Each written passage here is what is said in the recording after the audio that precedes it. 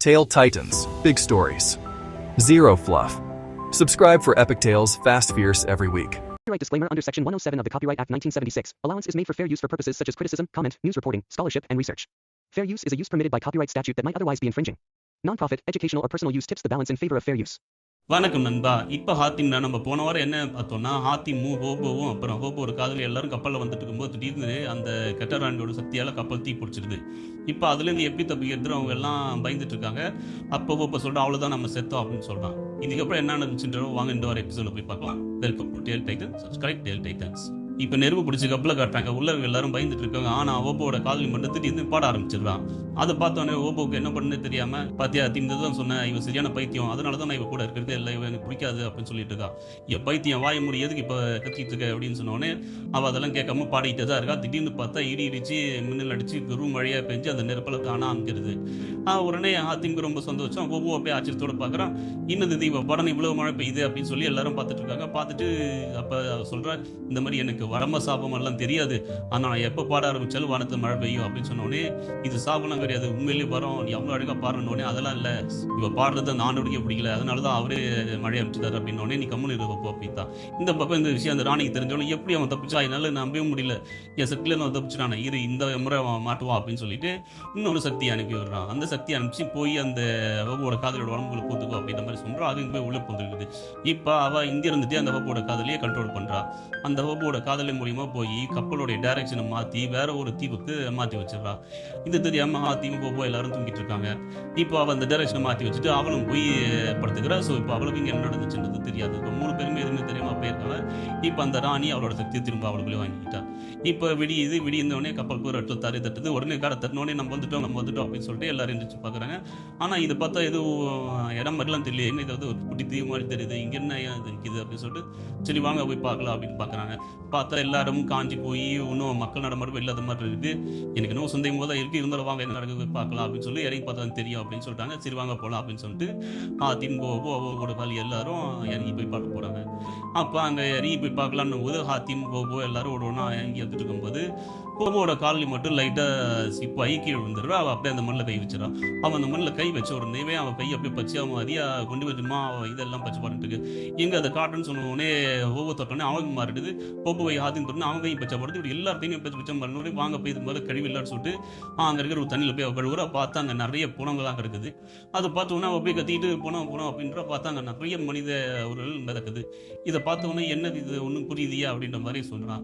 அப்போ அங்கே இருக்கிற அந்த மனித உடல் எல்லாம் மேலே இருந்துச்சு வந்து, இங்கே வந்து யாரும் திரும்ப போக முடியாது, நீங்கள் மாட்டிக்கிட்டீங்க அவ்வளவுதான், இது ஒரு சதுப்பு நிலம், இந்த நிலத்தில் காலை வச்சு எல்லாரையும் கொண்டு வருமா, இந்த நிலம் முழுகிடும், கடைசியாக அந்த நிலம் முழுவதுக்கப்புறம் நம்ம ஆத்மா மட்டும்தான் இந்த இடத்துல சுற்றிட்டு இருக்கோம், நாங்களும் அப்படி தான் மாட்டிக்கிட்டோம், எப்போ முழு பச்சையாக மாறுறீங்களோ அப்போ நீங்கள் எல்லாரும் இறந்துருவீங்க, உங்களை போடுறதுக்கு ஒரு குதிரைக்காரன் வருவான், அவன் உங்களை தூக்கிட்டு போய் அங்கே இருக்கிற குவையில் வச்சு பலி கொடுத்துருவான், அவன் அங்கேருந்து தான் வருவான், அவன் தான் உங்களுக்கு பலி கொடுப்பான், அதுக்கப்புறம் நீங்களே மாதிரியே இந்த சதுப்பு நிலத்தில் மாட்டி புதஞ்சிருவீங்க, எங்கள் ஆத்மாவும் சுற்றிட்டு இருப்பீங்க அப்படின்னு சொன்னோடனே, சரி யார் அந்த குதிரைக்காரன், அவையே வந்து எல்லாரையும் கொள்ளோட அவன் யாருன்னு சொல்லும்போது அவன் தான் இந்த நாட்டை உலகத்தில் இருந்தான், இப்போ அவனே அவன் மக்களை கொண்டுட்டு இருக்கான் அப்படின்னு சொன்னோடனே, சரி எங்களை காப்பாற்று, எங்களுக்கு ஏதாவது வழி சொல்லுங்க இது தப்பிது அப்படின்னு சொல்லும்போது அவங்க எல்லாரும் மறந்துடுறாங்க.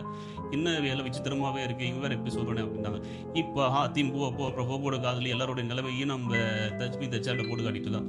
இப்போ நம்புறீங்களா, இந்த வாட்டி கண்டிப்பாக அவன் செத்துருவான் தானே, ஏன்னா உடம்பு ஃபுல்லாக வேசி ஏறிட்டு இதுலேருந்து இப்போ சொல்லுங்க பார்ப்போம் அப்படின்னோடனே, நிச்சயமாக இந்த முறை தப்பிக்க முடியாது, அவன் எவ்வளவோ மாதிரி தப்பிச்சுட்டான், ஆனால் இந்த தடவை தப்பிக்க மாட்டான், இது போதும் அப்படின்னு சொல்லிட்டு இருக்காங்க. இப்போ இங்கே விஷாலும் சொல்லி நான் பேசிட்டு இருக்காங்க. அப்போ விஷால் ஒரு மாதிரி அப்படியே இருக்கா, இது எப்போ முடியும் சொல்லினா எனக்கு ரொம்ப பயமாக இருக்குது, இது நல்லபடியாக முடியணும், எப்பயாவது இது முடிச்சு நம்ம எல்லாம் ஒன்று சேரோம் அப்படின்னு சொல்லும்போது, அப்போ சொன்ன சொல்கிறேன், நீ கப்பலே எப்படாது, என் உயிரை போனாலும் போகும்போது தவிர நான் என்றைக்குமே ஒன்று விட்டு போக மாட்டேன் அப்படின்னு சொல்கிறேன். எனக்கு உண்மையில் நம்பிக்கை இருக்குது, ஆனால் இது எப்போ முடியும், நம்ம ரொம்ப கஷ்டப்பட்டு இருக்கிறோம், எல்லாரும் கஷ்டப்பட சொல்லி எல்லாம் சீக்கிரம் முடிஞ்சிடும் அப்படின்னு சொல்கிறான். இப்போ இங்கே நமக்கு ஜாஸ்மின் கட்டான ஜாஸ்மினோட அந்த ஒரே இன்னும் கொஞ்சம் சொல்லுங்க, அவளுக்கு அப்படியே கொஞ்சம் கொஞ்சமாக இதுவாகிட்டு இருக்கு, நீ என்ன பண்ணிட்டு இருக்க, என்ன விடுவின்னு சொல்லும்போது அப்போ அவள் சொல்கிறா, கவலைப்படாத, இன்னும் கொஞ்ச நாள் தான், அப்படியே கொஞ்சம் கொஞ்சமாக சுருங்கி இந்த வளையத்துக்குள்ளேயே என்ன செத்து போயிடுவா அப்படின்னு சொன்னோடனே, கண்டிப்பாக நான் சாக மாட்டேன், என் ஆத்தியும் வருவான், எனக்கு நம்பிக்கை இருக்குது, என் ஆத்தியும் வந்து எனக்கு காப்பாற்றுவான், பொண்ணையும் அடிப்பானோடனே பார்க்கலாம் யார் வரானே அப்படின்னு சொல்கிறான். இப்போ இங்கே ஹோபோ ஹாத்திம் அப்புறம் ஹோபோட காதலி எல்லாரையும் காட்டுறாங்க. எல்லாம் நடந்து அப்படியே ரொம்ப சோர்வாகி அவளை நடக்கவே முடியுது, தடுமாறி அப்படி போய் எல்லாரும் கடைசியில் ஒரு மரத்தில் வந்து விழுந்துடுறாங்க. அப்போ ஹாத்தி மட்டும் அவங்கள எப்படியோ தேத்தி, இல்லை கொஞ்சம் தூரம் எப்படியாவது போயிடலாம், அவன் யாருன்னு நம்ம கண்டுபிடிச்சிடலாம், அவள் அவன் தான் நம்மளை காப்பாற்ற ஒரே வழியாக இருக்கும் அப்படின்னு சொல்லும்போது அப்போ ஹோபோ சொல்கிறான், இல்லை ஹாத்திம், நம்ம அவ்வளோதான் போகிறோம், நாம் இங்கே செத்து இங்கே ஆத்மாவை அடைய போகிறோம், நம்மளால விமரை ஒன்றும் பண்ண முடியாது அப்படின்னு சொல்லும்போது, நான் விட்டு கொடுக்க மாட்டேன், நான் கண்டிப்பாக ஜெயிப்பேன், எனக்கு நம்பிக்கை இருக்குது, நான் எப்படியாவது என் காதலியை காப்பாற்றுவேன் அப்படின்னு சொல்கிறான். அப்போ ஹோபோடி கவலைப்படாத, நீ சோர்வடைஞ்சிடாத, எப்படியாவது உன் மேஜிக் சக்தியை யூஸ் பண்ணு, உன் மந்திரத்தை யூஸ் பண்ணி யாரையாவது கான்டாக்ட் பாருன்றான். அவனால் எதுவுமே பண்ண முடியல. அப்போ அவன் சொல்கிறாங்க, அப்புறம் முழு பௌர்ணமி இன்னைக்கு தான் அந்த குதிரையில் வருவான், அந்த ஊர் மக்கள் சொன்னது ஞாபகம் இருக்கா அப்படின்னோடனே சொன்ன மாதிரி அப்படியே முழு பௌர்ணமி வந்தோடனே அங்கே இருக்கிற எல்லாம் இருட்டாக மாறுது. அங்கே இருக்கிற எல்லாரும் அவன் வரப்போகிறான் அப்படின்னு சொல்லிட்டாங்க. பார்த்தா ஒரு உருவம் அப்படியே வெளியே வருது, தலையெல்லாம் மறைச்சிக்கிட்டு. அவன் அதே மாதிரி சொன்ன மாதிரியே குதிரையில் ஏறிக்கிட்டு அந்த நாட்பாக்களை நோக்கி வந்துக்கிட்டு இருக்கான். இப்போ இவங்களும் பொறுமையாக நடந்து வந்துக்கிட்டு இருக்காங்க. இப்போ இவங்க நடந்து வந்துட்டு இருக்கிற அந்த வழியில தான் அந்த குதிரைக்காரன் வந்துட்டு இருக்கான். அந்த குதிரைக்காரன் வேகமாக வந்தவன் அவங்களுக்கே தெரியாமல் பின்னாடி வந்து ஹோப்போட காதலியே அங்கேருந்து தூக்கிட்டு ஓடிடுறான். இது தெரியாமல் ஹாத்திம் ஹோப்போவும் நடந்து போயிடுவான். திடீர்னு அவன் தூக்கிட்டு போனவொடனே அவனை பார்த்துட்டு எல்லாரும் ஹாத்திம் அந்த பொண்ணு கத்துறா. உடனே ஹாத்திம் தரோட பில் எடுத்து அந்த குதிரைக்காரன் வரவனும் அவன் அங்கேருந்து கீழே வந்துடுறான். கீழே வந்து உடனே தான் வாழை எடுத்துட்டு வந்து ஹாத்திம்ட்டு சண்டை போடுறான். ஹாத்திமும் அவனுக்கு ஈடு கொடுத்து சண்டை போடுறான். அந்த சோர்வுடையும் 2 பேரும் மாற்றி சண்டை போட்டுட்டு இருக்காங்க. அப்போ ஒரு ஸ்டேஜில் குதிரை வேறனா ஹாத்திம் அட்டிச்சு பறவை விட்டுரும். அவன் போய் கீழே வந்துடுறான். கீழே வந்து குதிரைக்காரனா ஹாத்திம் அட்டிச்சு கொள்ளலாம் போகிறான். அவன் மறுபடியும் எந்திரிச்சு ஹாத்திம் கூட சண்டை போட்டுறான். இப்படியே ஒரு பெரிய சண்டை போயிட்டு இருக்கு. அப்போ சண்டை நடுவில் ஹாத்திம் அவனை வீழ்த்தி அவன் வாழை கீழே விழ வச்சுறான்.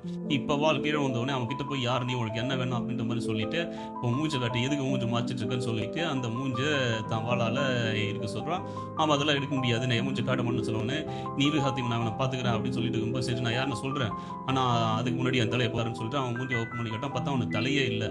இன்னும் உனக்கு தலையே இல்லை அப்படின்னு சொல்லும்போது இப்போ தெரியுதா அப்படின்னு சொல்லவுடனே, உங்களுக்கு இந்த உயிர் வேணும், நீங்களாம் இங்கே பிழைக்கணும் அப்படின்னா நான் சொல்கிறதுக்கு கேளுங்க அப்படின்னு என்ன செய்யணும் அப்படின்னு சொல்லும்போது, எனக்கு என் தலை வேணும், என் தலையை கொடுத்து அங்கே இருக்கிற யாரையும் நான் கொல்ல மாட்டேன், நீங்களும் இந்த சாபத்துலேருந்து எல்லாரும் பிடிச்சிக்கலாம், இந்த விஷமும் உங்கள் தலைக்கு ஏறாது அப்படின்ற மாதிரி சொல்கிறான்.